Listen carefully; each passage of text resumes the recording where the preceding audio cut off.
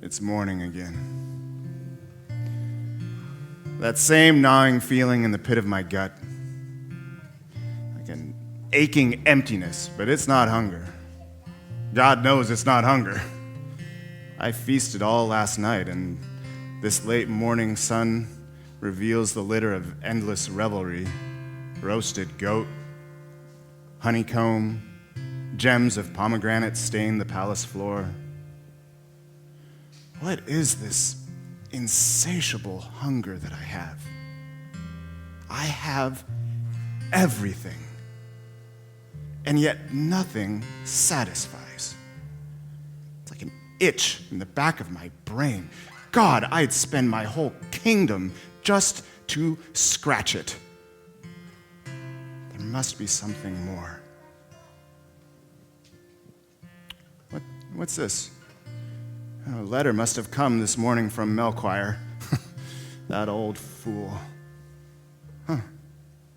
He thinks he's finally found something. Only the stars outnumber the scrolls in his library. However, this is curious. And if my sky maps are tracking correctly, there will be a conjunction between Jupiter and Saturn in the western horizon. It seems as though Jupiter, the chief among the gods, is coming to visit his father, that old titan of time, Saturn. Tell me you're not curious to see what all this could mean. Your advisors will confirm all that I've written you. But be quick about it, Balthazar. The spheres will align in 3 months' time, so we must travel light and fast. Come, leave your sherbet and palace girls. The Brahmin Casper has already left India, heading northward, and will meet us in Taxila. My friend, I do believe this is what we've longed to see.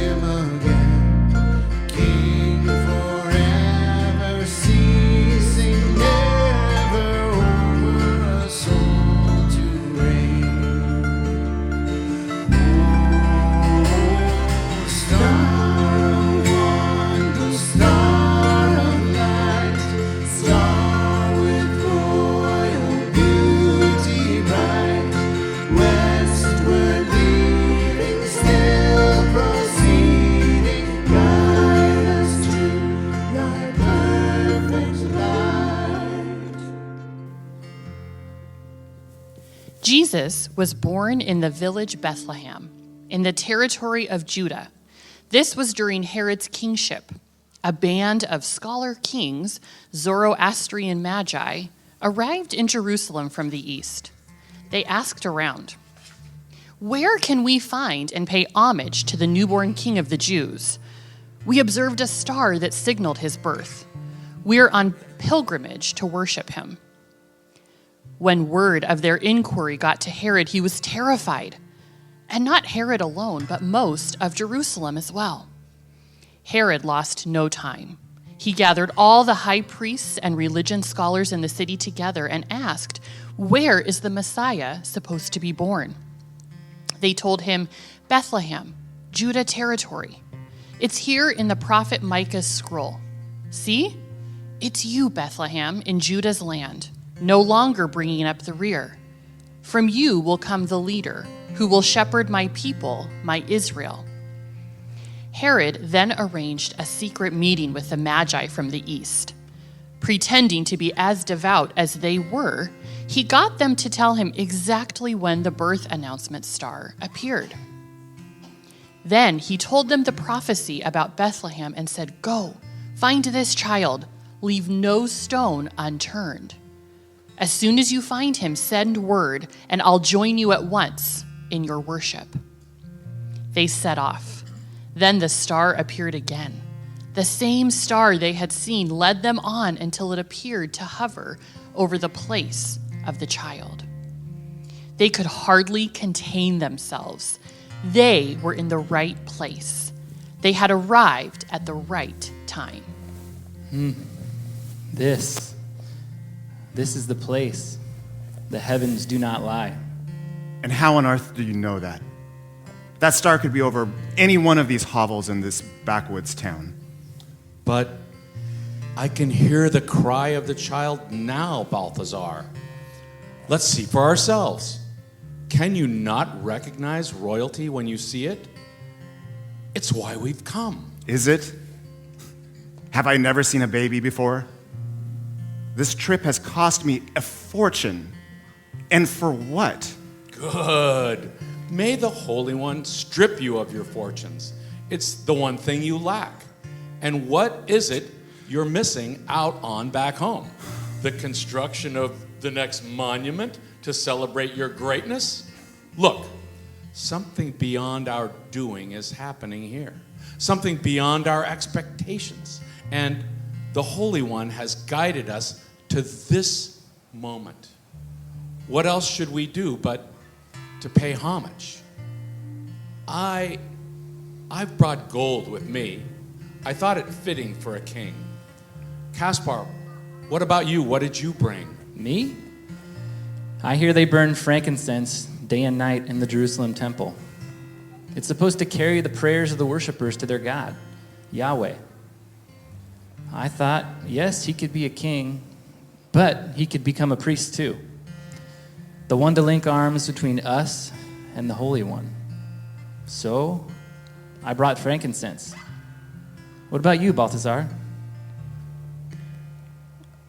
I brought him myrrh. Myrrh. For a child? This is a bad omen. Myrrh is the spice of death. Why? Why did you bring this gift? Whose burial is this for? But this child's, mine, all of ours? Is it birth that we came to see? Or is it death? I don't know anymore. I just know that it's not the same Balthazar who will return home, if we ever make it home.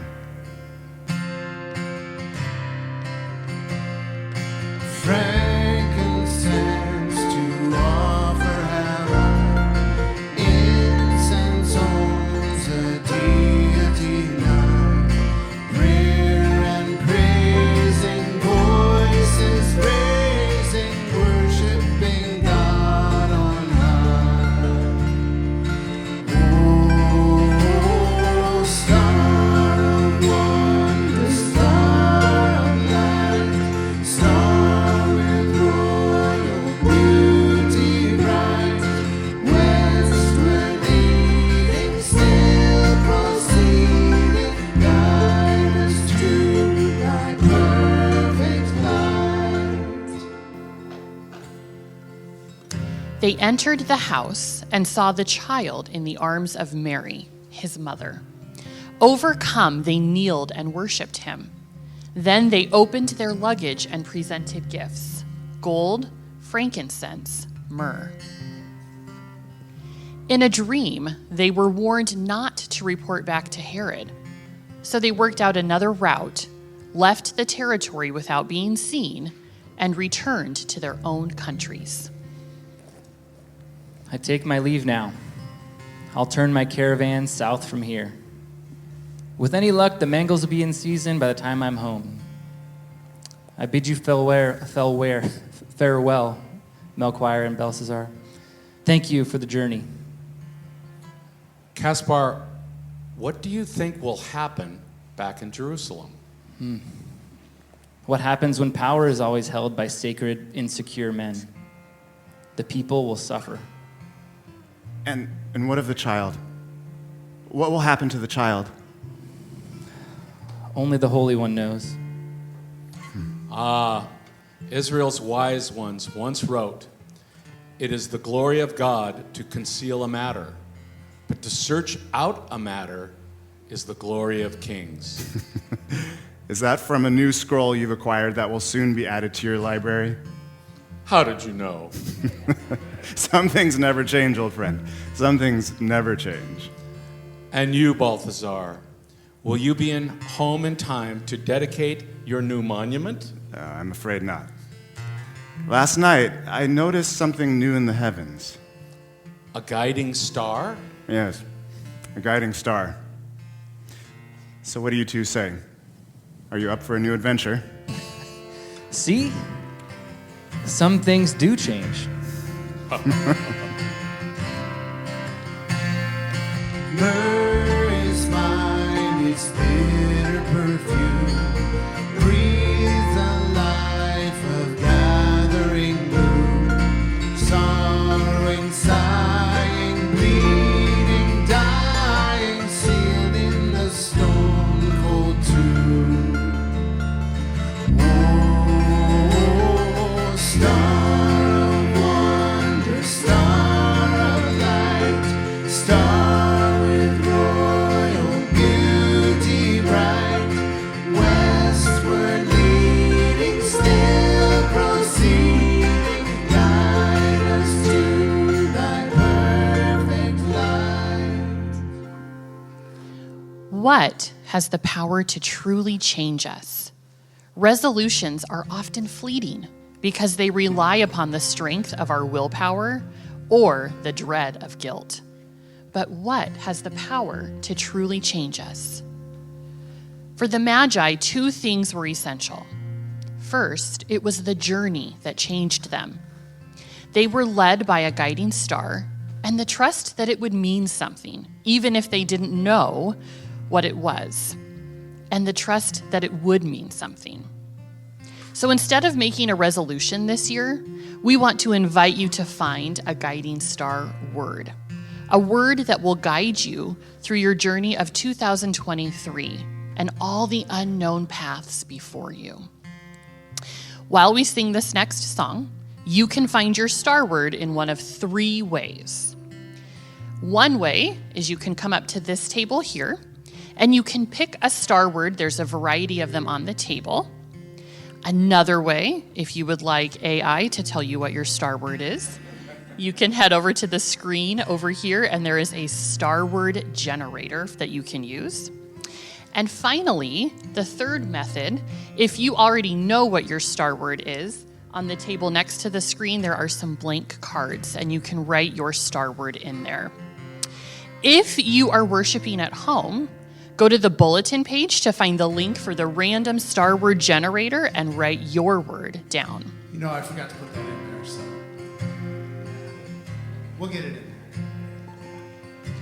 Keep this star word with you and place it somewhere that you see regularly, on your bathroom mirror, in your car, or at your dinner table. Then throughout the year, be reminded of the one who guides your life through all of its changes. Second, the Magi had to leave things behind. You must pack light for the journey of life. Perhaps there are things you wish to leave behind in 2022, things that no longer serve you, things that hold you back, or things that you regret. Attitudes, habits, hurts. What is it that you wish to leave behind? On the paper in your bulletin, write those things down. And at the end of the service, we will let them go together, burning them outside. And if you're at home, you can do the same thing. So what will guide you and what will you leave behind? God is making us new day by day, giving us countless opportunities to start over. Today is one of them. This is your Epiphany invitation to follow the star.